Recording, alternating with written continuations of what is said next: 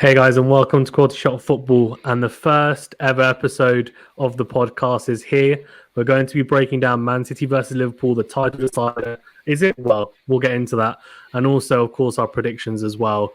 On top of that, it is our first episode. So if you haven't already, do check us out on YouTube. We are on there. We're also on Spotify, Apple Podcasts, Google Podcasts. Check us out on the podcast platforms. Follow us.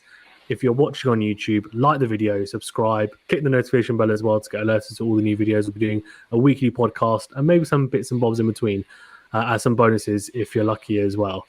I've got Ash with me, avid Chelsea supporter like myself, and also Saf, avid Liverpool supporter. So we'll try and keep it as unbiased as possible. Me and Ash will try and talk a bit more Man City than Saf, I'm sure.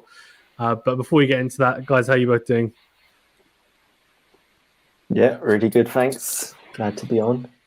Doing well. Thanks for on. He's so smart. He's really ready to talk about Liverpool. Before we get into it, then a couple of interesting stats. Obviously, there's 1 point difference at the moment. Man City on 73 points, Liverpool on 72, and a lot of people dubbing this with 8 games left, potential title decider. But it's a really, really interesting tie. The fact that Man City were so far in front, and then Liverpool have gone on this 10-match unbeaten streak, haven't dropped a single point. I'm sure Saf has been licking his lips the last 10 weeks or so, and at the type of form that the team's been in, and the 5 forwards that Klopp has at his disposal, which I don't think he's ever had this type of array of talent really to just choose from, rotate from.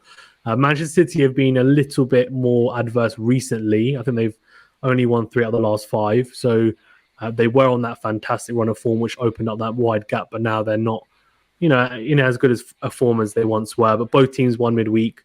Man City against Atletico, and obviously Liverpool as well against Benfica. So both coming off good wins there. Saf, we'll start with you first. What are you thinking? I mean, Liverpool, we can touch upon Liverpool first. And obviously, how good have they been in the last few weeks? I'm sure you've been watching every minute of every game. So how have they been? I'd like to start by thanking Daniel Levy and the Tottenham board for pursuing Luis Diaz and forcing the Liverpool owners, FSG, to act. I think that was the catalyst that we needed really to spearhead this late drive for a league title. On reflection, honestly, I think that was the turning point. In January, I think if you'd spoken to most Liverpool fans, they would have said, it's gone. It's City's. They're so far ahead, we just don't see a way back. And most Liverpool fans at that point were looking at the Champions League as being the number one priority, and then the Cups as well. Finishing the season with the Champions League and one other cup would have been seen as success. But I do think Diaz's arrival and Klopp's ability to manage the squad during AFCON and grind out results whilst Salah and Mane were away, I think those were the 2 key critical elements for me. And if I'm honest, I have been surprised by some of the City results that have basically opened the door for this opportunity. I think City have, they have some areas in their squad that I'm sure they'd want to improve. They're missing an out-and-out striker. I think that's the most obvious one. You could argue the case since Aguero left, he hasn't been replaced with the traditional sort of striker or number 9. Not necessarily a target man or anyone, but an actual finisher. And someone who could get you 20 plus goals a season. Maybe that would have been the difference. Maybe in those games that ended up as draws, or games where they ended up losing, that would have been the difference, because they still retain a huge amount of possession and continue to play really well. But it's been great to see that sort of title race reignite. Otherwise, I think even for the neutrals, a lot of my friends who love the Premier League but don't necessarily have an allegiance, it's given it a little bit more of a flavor, and it makes it for more of an exciting finish to the season. But to your point, Fazan, there's a lot of talk around this being the title decider. I still think there's a few twists and turns beyond this game. Both teams have 7 more fixtures. I can still see some drop points here and there, and I can see it going right down to the wire. I know Liverpool's form probably says they can continue it, but who's to say they don't lose at the Etihad and then wobble for a game or two? And then, Steven Gerrard does Liverpool a massive favor in the last game of the season, Aston Villa against Man City, and it shifts back the other way. You never know. So early days, but yeah, a lot to discuss. Yeah, no, I agree. And also, I'm looking at the running. I mean, Liverpool have got back-to-back. They've got Manchester United and Everton after as well. Yeah. So those are not easy games straight after Manchester City because, yes, they're both not playing particularly well, but Manchester United are really trying to fight for top 4. They're barely kind of in the running, but they're doing their best. And then Everton are fighting relegation, and good old Lamps is looking like he's 50 years old, and he's tearing his hair out. And that is a huge game, right? I mean, he wins that, he becomes like a hero. Like, he's one of the most Derby away from home as well because it's at Anfield, and then also it helps them kind of avoid that. So, yeah, there's big things, for Liverpool ahead. But I agree. I think it's easy to say it's a title side. Although, Ash, what do you think? Is it as a more neutral? I mean, looking at it, do you think is it? Sometimes they say these types of matches are a 6-pointer. Does it seem like that? Could it really be that much of a momentum shift? I do think so. I mean, there's still a lot of football to be played this season, of course, but just as there may be slip-ups, both of these teams could easily. I wouldn't be surprised if all of them, they won all their remaining games. They're both capable of going on 10, 15 game winning runs as they've shown in the last couple of seasons. So that to me places a huge importance on this game on Sunday, because going into the run-in, I think both teams are going to raise their levels and fight till the end. So I think it's a massive game. It's the equivalent of a relegation 6-pointer at the top of the league. Yeah, exactly. And I can't wait to see some of those as well. They're not as glamorous, but they're definitely scrappy. We'll see some of those in the coming weeks. But yeah, no, I agree. I agree with both your points. I think obviously a lot of games to be played, but I also do buy into the fact that it can be a momentum shifter in a way, can give you a little bit of an upper hand, and also the fact that Liverpool have gone this massive unbeaten streak. If they win, you feel like, oh, can they be beaten? Right, they've got a full strength squad. Man City have got almost a full strength squad. Yeah, they're just missing one player, and Ruben Dias, but who's got a hamstring injury. But that's also what's so exciting is that these two teams are going to have, they're going to have selection headaches, both managers, right? But good selection headaches, but they'll definitely be scrutinized as well when it comes down to. And the funniest thing is, I don't know if you guys know this, is that Klopp and Guardiola have played each other X amount of times, and the win-to-loss ratio is 50-50. So it's even Stevens. I think it's 7 apiece, and it shows kind of the tactical masterminds of both going and locking horns once again. I think they drew early in the season, then they 2-2. So I kind of feel like we're going to get. I would be very surprised if we don't see at least 2 goals in this, because Liverpool are going to come and have a go. Let's be honest. At the Etihad, then they're one of the only teams I think are brave enough to do it. Most teams will just shut up shop, right? Exactly like Atletico did. They have Felix playing past the halfway line, and they had everyone else behind the ball, and then just try and counter City when they could. But Liverpool will come and they'll counter City, but they'll counter them at pace, and they will still commit their fullbacks forward, which will then open up gaps in between, right? For the channels for people like De Bruyne, Foden, Grealish, who's going to play. But yeah, a lot of selection issues. So we'll start with Liverpool first. They've got a full strength squad, and the main question is, and Ash, I'll come to you on the same question, is who does he pick in his front 3? Because he's got 5 fully fit, quality attacking options to fill those front 3 spots, right? Normally you'd say, oh, well, I guess in historical times, you'd say, well, okay, Mane and Salah, just that's it, pick them. They pick themselves, and then okay, who you choose between Firmino and Jota, right, or Jota. But after how well Luis Diaz has been playing, you almost think, well, oh, does Mane actually play? Should he play? Is it based on form, or is Klopp going to go with the tried and tested? And then also, is he going to play the deep lying forward and Firmino and say, well, actually, that gives Salah and Mane the better opportunity. Also, Firmino will potentially could man mark Rodri out the game, whereas Jota, does he have that discipline? As a Liverpool fan, what are you thinking? Well, what are you thinking in terms of who do you think will play, and then who would you play and why? Really good question. There's three scenarios in my head. Looking at precedent from earlier in the season when it comes to big games, there's current form, and then there's the one that you mentioned, which is a tried and tested. And just to start with the tried and tested, I think the Firmino, Mane, Salah trident has kind of delivered for Klopp. And I still think he sees that as his number one. People would argue that Jota maybe replacing Firmino might be the number one sort of selection at the moment. But I still think that in the big games, he may rely on Firmino.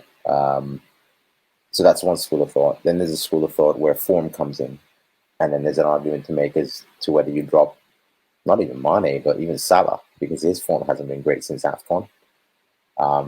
But then, people would turn around and be like, that's madness. He's one of the best players in the world this year. And then there's the interesting argument where you look at historical precedent and you look at the game against United at Old Trafford, where he started with Jota, Firmino, and Salah, which we haven't seen very much of before. And he left Mane on the bench, and we didn't have Diaz at the time. So that could be an interesting one that he goes with.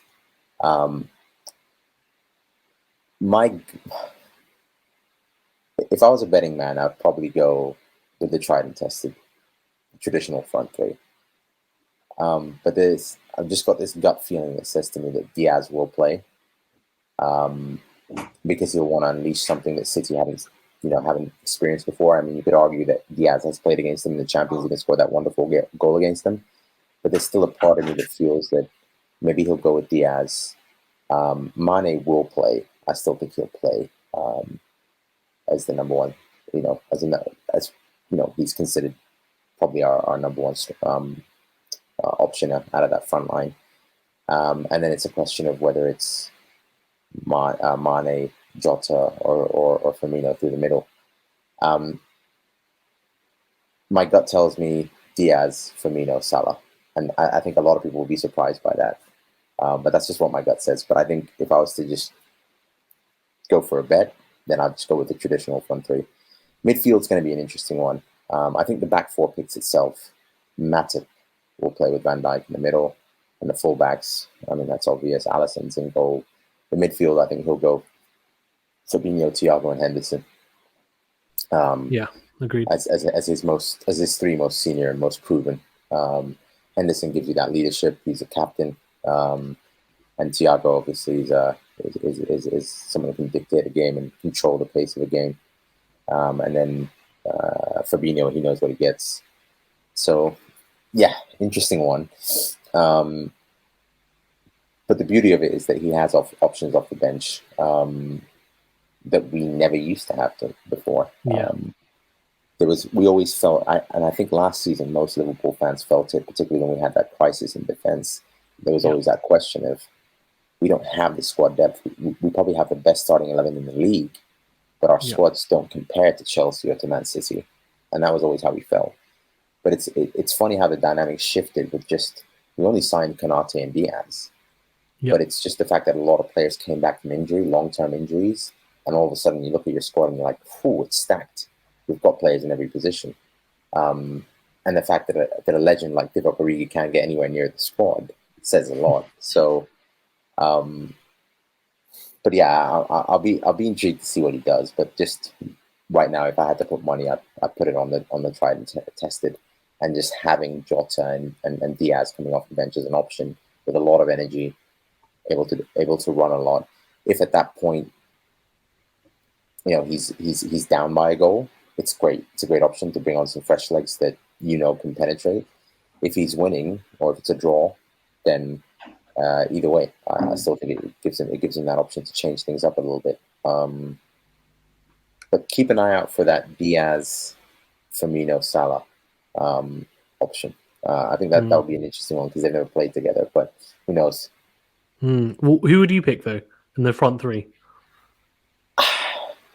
I'm a huge Mane fan. I think he was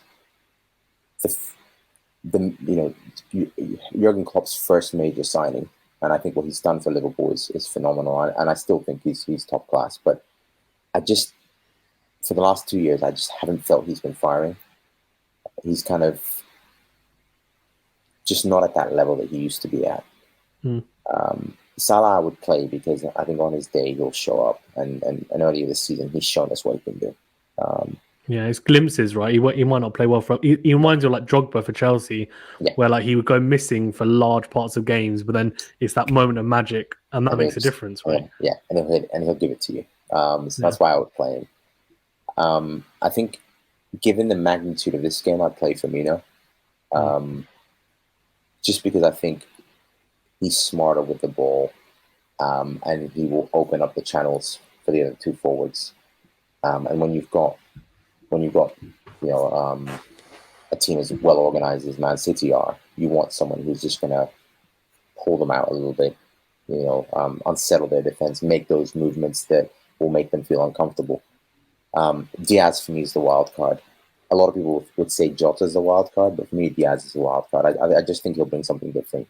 And they haven't, they haven't had as much experience playing against him. Whereas with Jota's been at Liverpool for a while, he was at Wolves before that. So a lot of Kyle Walker and a lot of the Man City back four would know his game relatively well. And I just think Diaz comes in at the moment now a little bit fearless. You know that kid who just comes in and he's kind of unshackled, right? He's just going to go for it.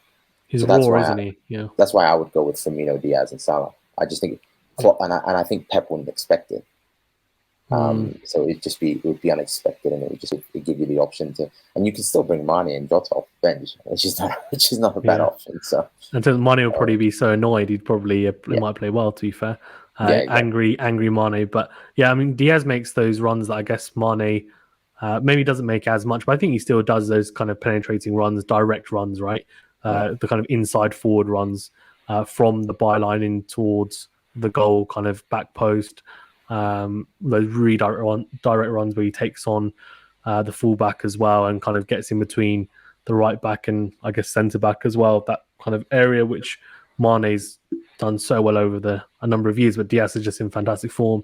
Ash is more of a neutral. Then who would you pick as your front three if you're looking at a Liverpool lineup and you're doing your BBC Sport, little choose my 11? Who's in your front three for Liverpool?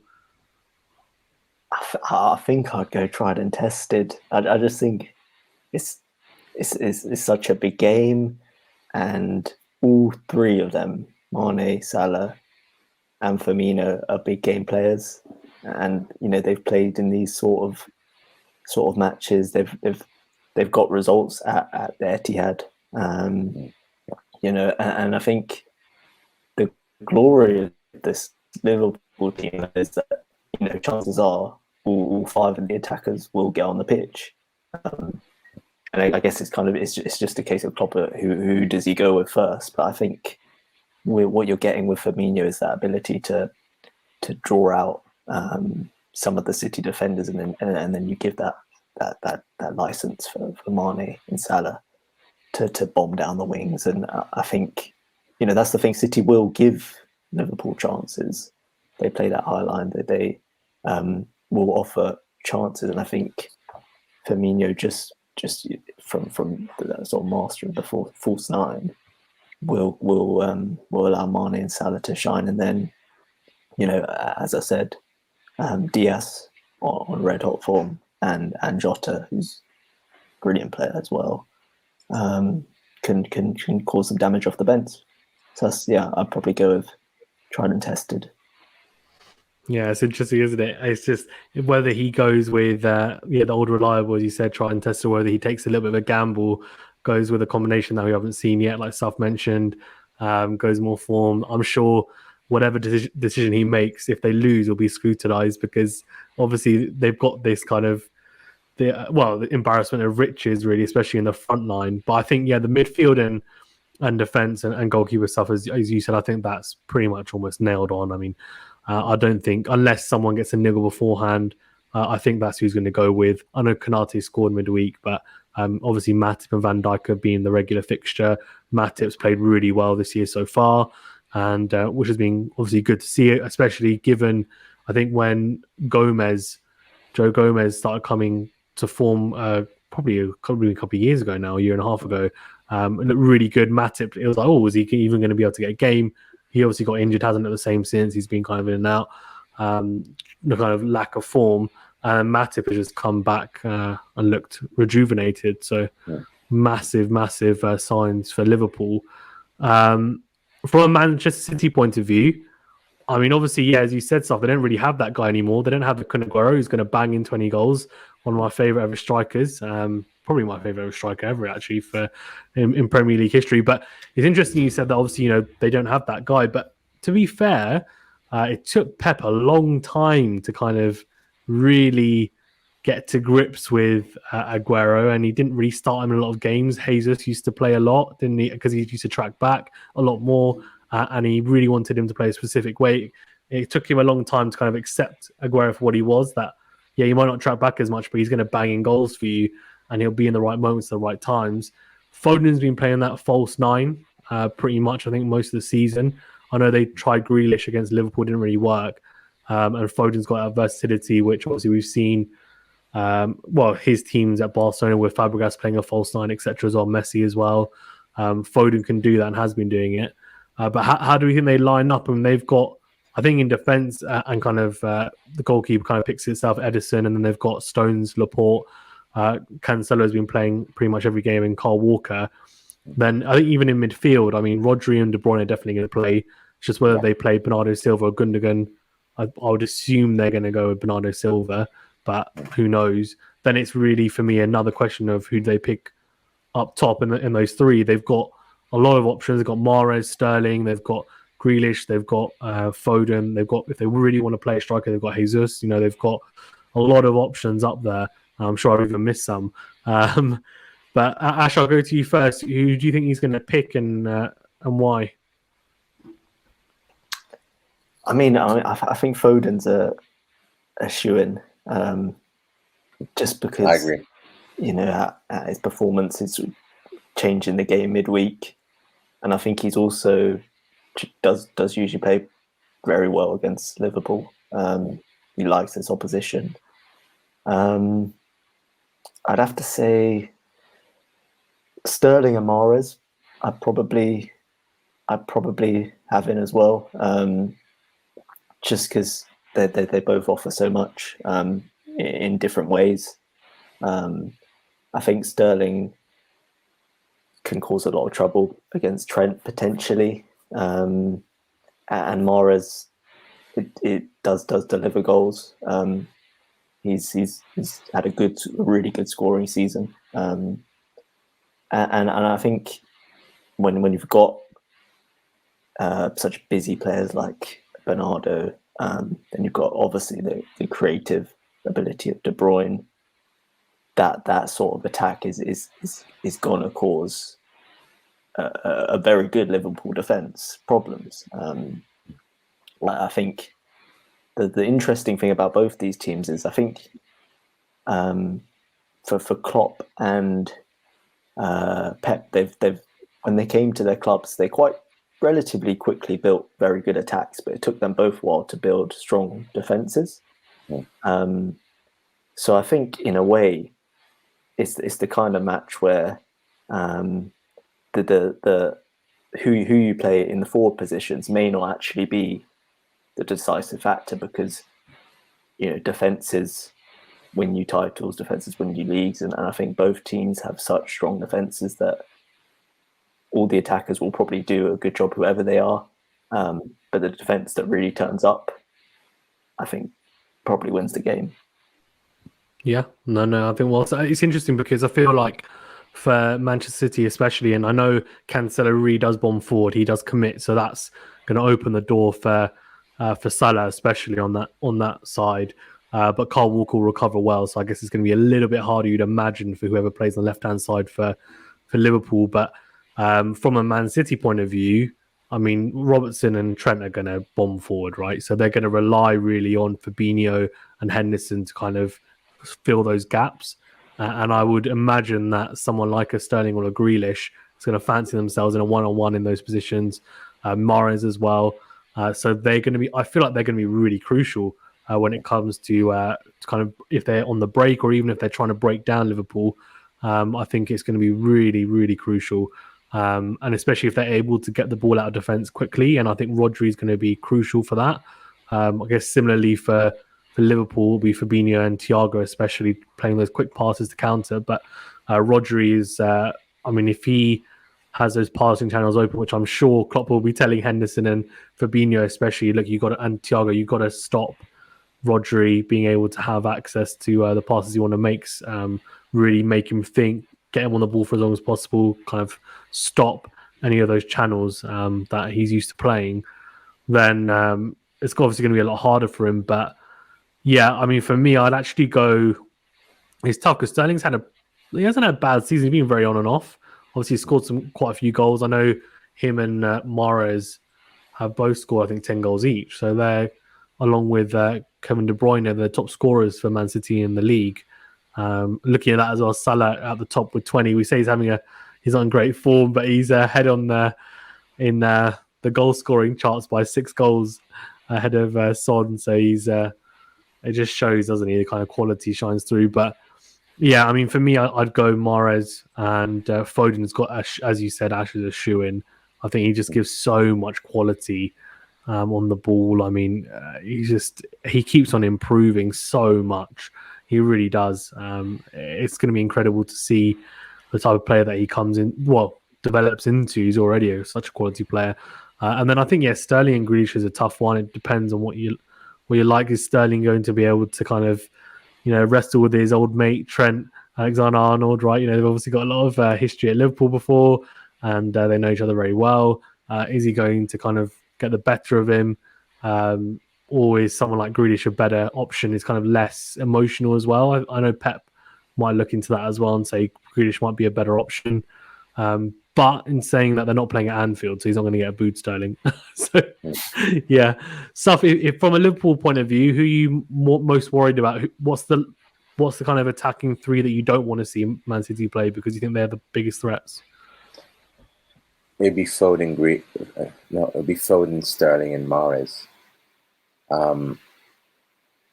My worry with the Foden and particularly the Foden and Sterling aspect is that pace. And then it begs the question, does Klopp take the risk and play Konate because he's got the recovery pace? I mean, Konate's pace is phenomenal for someone of his size. And I just think that then you have to ask the question, would Klopp take the risk and not play Matip and play Konate because City have that much pace in Foden and then particularly Sterling. Grealish for me, will probably be the player that I'd be happy seeing on the team sheet. Because I think he's still finding his feet at City. He's still getting acclimatized with Klopp's system, his style of play. I think he will come good. I just think it takes a little while sometimes. But the other three, they're embedded into the system. They're part of that culture. They understand what's required of them, irrespective of where they're played. So those would be the three that would worry me. And potentially a wild card of, what if he wants to play Gundogan and then pushes Bernardo Silva into the right wing, for example, or something like that. I hope he doesn't. I hate it when Pep does that. He does these really weird formations, and then normally they get stuffed as well. He did it when he was at Bayern, didn't he, against Barcelona? A really weird formation, and they got smashed by Barca. And you're like, what are you doing? And then he did the same thing with City and the Champions League, and they got stuffed again. You're like, so when he does this really weird thing where, I think actually it was when he did have Aguero and he didn't play him, and then he played a false nine, and then he just played some really weird formation. Like people pressing, you're just like, what is going on? Like it's just like just stick to your trying. It's almost like he just almost thinks, you know what, I really need to nullify the opposition, so I'm going to play people in weird positions, but it'll work for us. And it's like you've got such a good team and so many good players. Like just trust your team. Like he's such a good manager. Normally, it's just sometimes he has these really weird like moments which could be moments of genius, but most of the time they end up just being really weird, strange decisions, which I think maybe in his head it's a genius plan, and like he all the cogs are in motion, but I feel like it's very hard for the players to implement maybe the vision, especially such a big change just for one match as well. Weird, for sure. It's just crazy stuff sometimes. I mean, if it pays off, he's it's a genius, but that's it really does always. I know certainly like Champions League final as a Chelsea fan, when I don't think he played a defensive midfielder. No, he didn't. Which is weird. It's just weird. He didn't play Rodri, did he? I think he played Rodri. Exactly. I think he overthought it, the Champions League final, because he was so desperate to win it. I think he overthought it. And I look back at that game and I think to myself, when I saw the starting lineup, I looked at it and I just thought, I think Chelsea might win this. And one of my friends who's actually a diehard Chelsea fan was like, "Oh, you're trying to jinx it for us. I know what you're trying to do." And I was like, "No, I genuinely think you might win this game." Because it just seemed like he overthought it. But yeah, I mean, let's see what he does on Sunday. I definitely think the worry for me would be Sterling, Foden. Foden's record against us is phenomenal. And he really worries me. And I just think Mahrez, again, he's a bit of a wild card, right? He can have an off game where he just doesn't show up, or he could just have a game where he just tears you apart. And that's always a worry. Yeah, no, agreed. Yeah, there's I mean, it's like he played Grealish right in the false nine against Liverpool early in the season, and like it was a draw 2-2, so not a bad result, but like that specific tactic didn't really pay off. Like Foden didn't really have as good a game as maybe he could have, because he was kind of shifted out wide, and then Grealish was just kind of like, what am I supposed to do here? Like he's not comfortable playing that role, so it was a really interesting choice. But I mean, he's a genius, Pep, let's be honest. But it's just I guess we scrutinize it so much because of how great, like not just him but his teams are. Same with Klopp as well, right? So when they do make such a left field decision, it's really scrutinizing. You look at it and think, hey, what's going on here? And then if it doesn't pay off, you're like, that is a strange decision. Whereas someone, mid-table, like no offense to those teams, or lower in the table, they make a strange decision, they lose. It's not as much scrutiny, because it's like, well, it's okay. Well, you tried and you lost it. Doesn't matter, right? You don't have the kind of the stakes aren't as high, I guess, for them as well. But yeah, I guess in terms of the two teams, then I guess we can get into predictions. Ash, I'll go to you first. So what are you thinking in terms of predictions for it? Who do you think's going to win? You can give a score as well if you want. We can start keeping account actually of predictions, right? I think that the cop-out answer is to say draw, but I don't know. I think there might be a winner. Someone's telling me Liverpool will nick it. I just think their run of form is so is good. like you're jinxing it. It's exactly what I'm thinking. I feel like they'll nick it. It'll be close. I would say 2-1. And I could see it the kind of game where maybe Liverpool get a second just after half time, having scored in the first half, and then City get one back and they're pushing, but I don't know, maybe a Van Dijk clearance off the line or something. Or it's a goal and then they go to VAR. It's just allowed in the 95th minute. That's probably classic. Sterling against Tottenham. Yeah, exactly. Classic. What about you, Saf? What do you think? Do I go for the cop out? It's going to be a draw. A part of me feels it's going to be a very cagey affair. In a similar way to the Carabao Cup final between us, between Liverpool and Chelsea, I felt that was very cagey. Neither team wanted to lose it, particularly when we got to extra time. If anything, I thought you guys maybe went for it a little bit more, and Liverpool playing a bit safe. Yeah. Oh yeah, I thought we deserved to win that, to be fair. Yeah, and I just from historical precedent, sometimes I look at Klopp and I think he would rather take the draw at the Etihad and have a 7-game shootout against City and try and win those other 7 games and just hope that they drop points. Historically, that's always been his approach. I hope he proves me wrong, and I hope he goes for the win at the Etihad, because last time we took that approach was a season that they beat us by a point, and they beat us 2-1 at the Etihad. And I think I'd love to see us go for it. I'm going to say I'm going to go 2-1. 2-1 Liverpool. Okay. 2-1 Liverpool as well. Same predictions. Yeah, I like it. I normally don't back it. I normally go for the cop out. It's going to be a 2-2 draw, but I'll go 2-1 Liverpool. Yeah, exactly. It's your inaugural football podcast, so let's make it a little spicy. Oh man, I could either go completely the other way and be like a 1-0, 1-0. I could go like crazy and 3-3 or 3-2 or something like that. Good. I don't want to give the same prediction. No, I'm gonna go.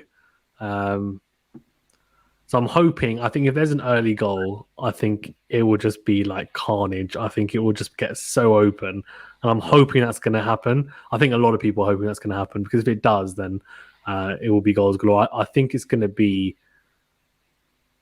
I'm going to go 3-3. And that's a really brave prediction, but I've got a feeling. I just have a feeling that, you know what, both teams are just. Well, I think the only way that works really is if there's an early goal, but I think there will be an early goal, because I think Liverpool will go for it, and they'll either leave themselves open and City will score, or Liverpool start quickly, which they definitely can do. It's going to be really intriguing. I think it is. There's definitely a lot on the diamond, so it could be a really cagey affair. We could all be wrong. It could be 0-0 and a ball fest, but I'm hoping it's not. I'm hoping it is one of those games where I think these are two of the most exciting attacking teams, I think, like in my lifetime, and they're two of the greatest teams as well, to be fair, for a very, very long time. So in English football, so I'm hoping they deliver. It doesn't always happen. Like in a lot of finals, don't deliver, but it's not a final. It's a Premier game. You just think, come on, go for it. You still got some games. If you lose, it's not the end of the world. Yeah, okay, momentum shifter, fine, whatever. But you still got a chance. But yeah, let's see. Hopefully they play their games and there's no kind of weird decisions with Edison playing up front or something. And then we're all good. Like FIFA, start trying out Edison. He'd probably be a really good striker as well, knowing him as well, with his skills. But yeah. We haven't actually spent too much time, so we can quickly discuss, I guess, on the Prem actually as well. Is I wanted to get your guys' view on it briefly. Is the change of rules to 5 subs actually? Because I was talking about it in one of the football chats I have, and there was like kind of some mixed opinions about who it would benefit more. So I'll quickly give my opinion, and then I'll kind of get your guys' view on it. But so initially I thought, oh, actually, you know what, it will definitely help, I guess, some of the teams with a deeper squad. So a lot of the teams that are at the top of the table, stronger squads and stronger sides even. But then actually I thought, you know what, to be fair, a lot of these lower sides or lower league sides, they've got limited squads, but they also rely very heavily on certain players. And by having the 5 subs, what that might mean is that it gives those players extra 5-10 minutes. If they're losing comprehensively, they can take them off. If they're winning, they just want to sub on a defender for that player. He's done his job. He just nicked a late goal. Every kind of, I know it doesn't sound like much, but it all accumulates over time. And I feel like it'll probably lead to less injuries for those sides, and they've got their better players available. And I'm hoping that it kind of does help those lower sides out. Less injuries means more full fit squads. Which, I get that, the top sides, that does help them as well. But I also do think, like, if we look at Liverpool, Man City, you have some injuries. It doesn't matter that much. Like, You know what I mean? Like the difference in quality between some of the players that are starting on the bench.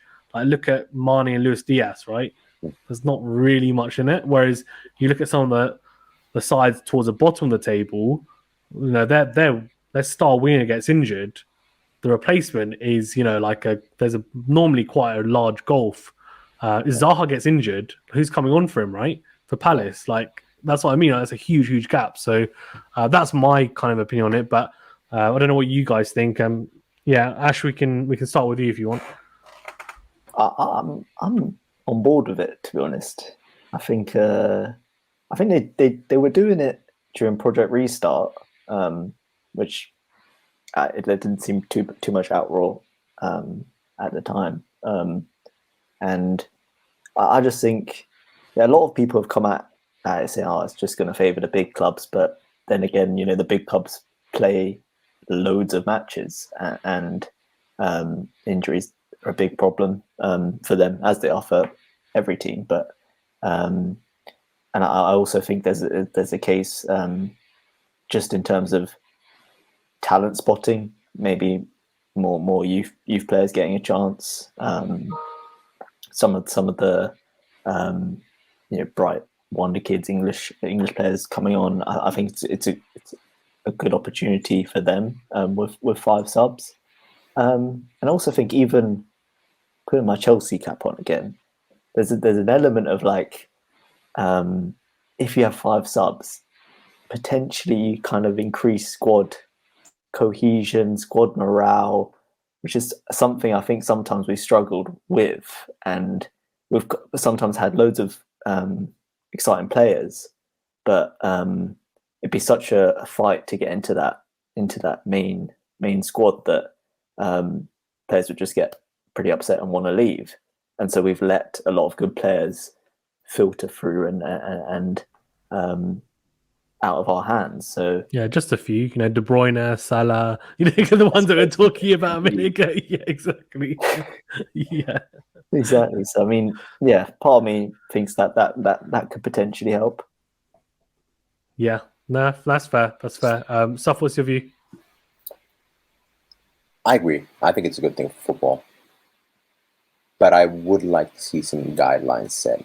And just building on the point that you made, Ash, it's a point that I heard made by just tuning into Talk Sport. I normally don't listen to Talk Sport, but I was in the car and it was on, and someone dialed in and said that they were completely on board with it as long as those additional 2 subs were players that were under the age of 23 or from the youth academy, which I think would be a fantastic way to implement it. So you can have 3 subs that are of any age in your squad, but 2 of the subs would have to be from your under 23s, or would have to be under the age of 23.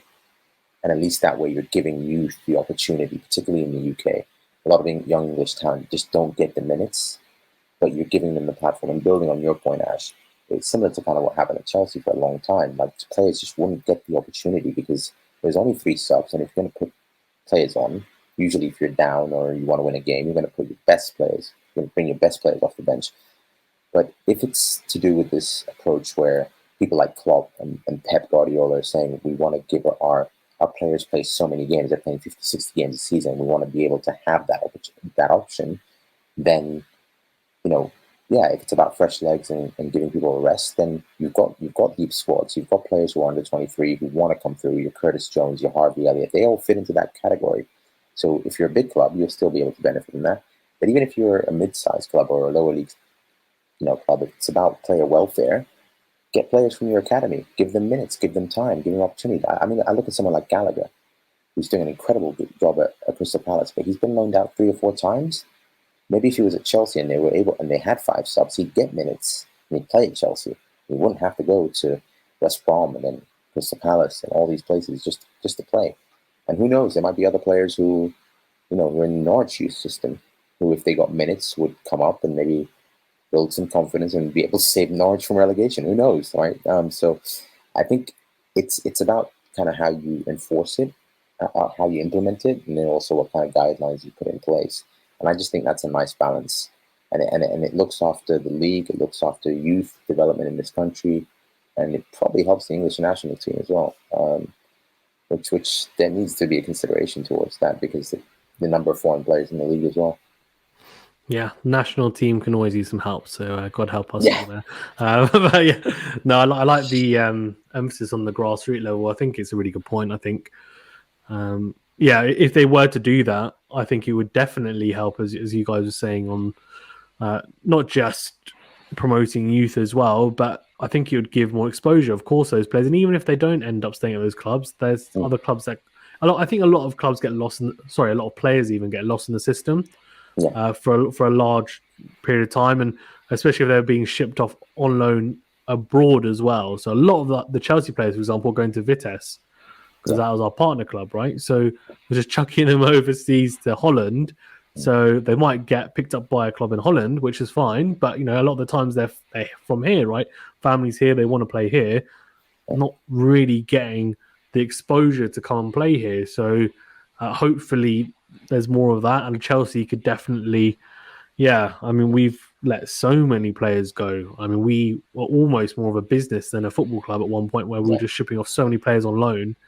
I think we had like 35, 40 at once. I'm not even joking, like crazy amount. So, and they're all these kids who have played like 1 or 2 games, and they look amazing. Like Gael Kakuta, I don't know if you remember him, like left-footed winger, like looked so good for 2 games, and then we just shipped him off. Never saw him again. He's played anything. Franco De Santo, like these are players for Chelsea that I remember from ages back. So it's not just Chelsea; there's loads of other clubs as well. To be fair, so yeah, hopefully we see more of that as well. Is there any topics that you guys want to touch upon before we wrap up briefly? We're happy to kind of shoot some ball. I mean, I'm happy to kind of, if you really want to talk about Benzema and how good his hat trick was, and fine, but any other topics as well? Nothing that comes to mind, if I'm honest. Nothing that. I'd just like to say, I'd like to see Frank Lampard do well at Everton. I think he's been given a really, really tough job, and I'd love to see him save them from relegation. That's one thing I was thinking about earlier today, which I just thought I'd mention on here. But yeah, I think he's one of the good guys, and I'd like to see him do well. Yeah, no, so would we. I'm sure. Ash, is there anything you want to touch upon? I just think Lamps is. He seems to just take the right jobs, but at the wrong time.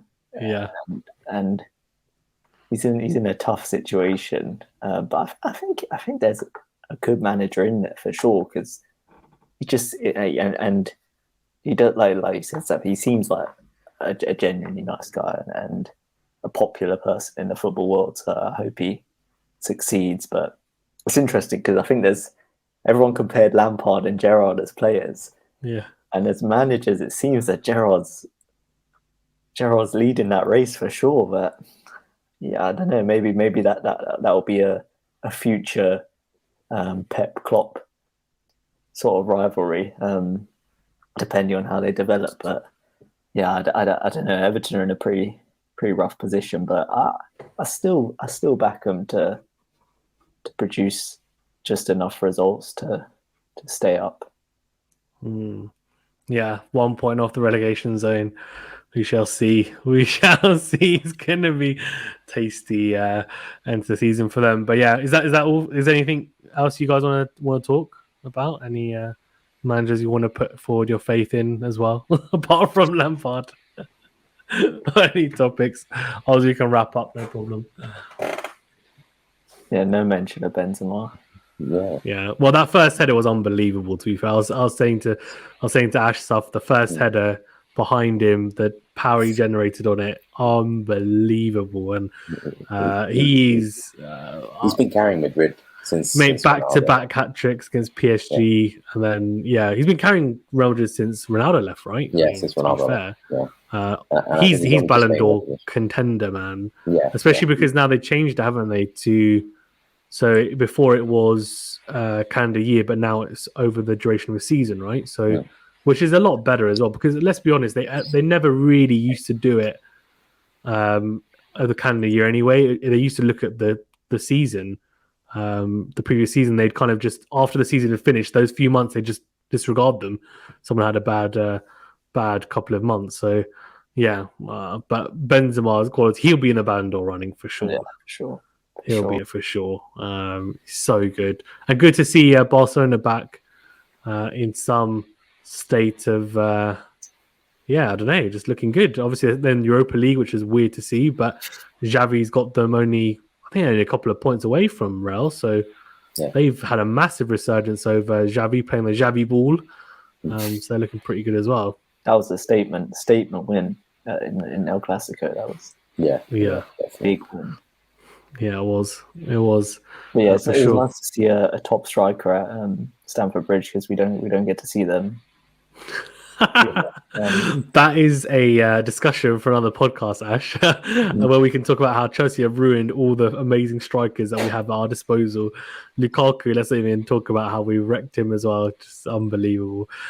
We just flogged them. We absolutely flog them. Anyways, on that note, I think it's a great. Exactly. Oh God. On that note, I think it's a good point to end before we get down abyss of the Chelsea striker talk. But yeah, guys, thanks as well for tuning in. If you have tuned in to the first episode podcast of Quality Shot Football, if you did enjoy it and you managed to stick with us till the end, very impressive, firstly. Second of all, do manage to like the video and subscribe to the channel if you haven't done so already. Click the notification bell as well to get alerted to all the new podcasts that we upload, and might even do, as I said, some more bits and bobs as we grow as well. We're also on Apple Podcasts, Spotify, Anchor, all that good stuff, podcast platforms as well. Do follow us there. And we do have another channel that covers other sports as well, mainly tennis as well. So if you're interested in that, do check out Quality Shot, minus the football, and you can get involved there as well. Ash and Saf, thanks for both being on. Appreciate it. And we'll definitely have them on again in some capacity, I'm sure. But yeah, thanks for coming on to the inaugural episode. Stay safe and well, guys, and we'll see you on the next video. Take care. Cheers.